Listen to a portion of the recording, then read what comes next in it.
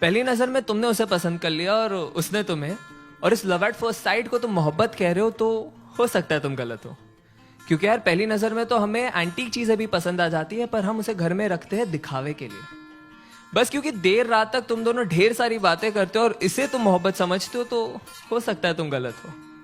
क्योंकि यार अकेलेपन के मारे तो दो अनजान मुसाफिर भी एक दूसरे से बात कर ही लेते हैं।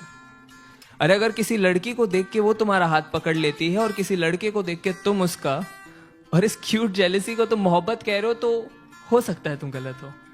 क्योंकि यार परिंदों को पकड़ा जाता है पिंजरों में कैद करने के लिए, उन्हें आजाद करने के लिए नहीं।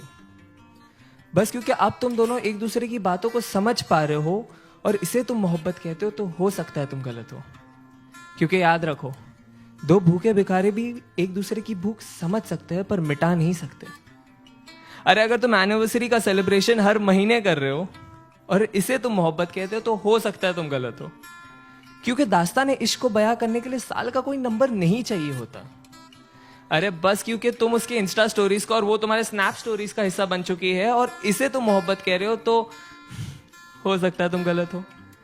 क्योंकि यार मोहब्बत को फिल्टरों के साथ सेव नहीं किया जाता, उसे बस उसी लम्हे में जिया जाता है।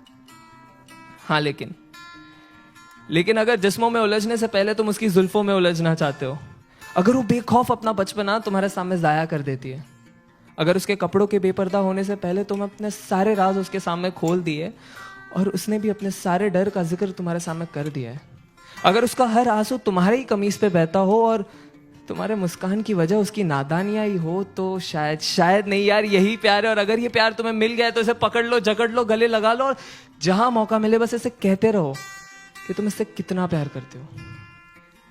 क्योंकि ऐसी मोहब्बत से मुलाकात होने में जिंदगी का एक काफी लंबा अरसा बीत जाता है।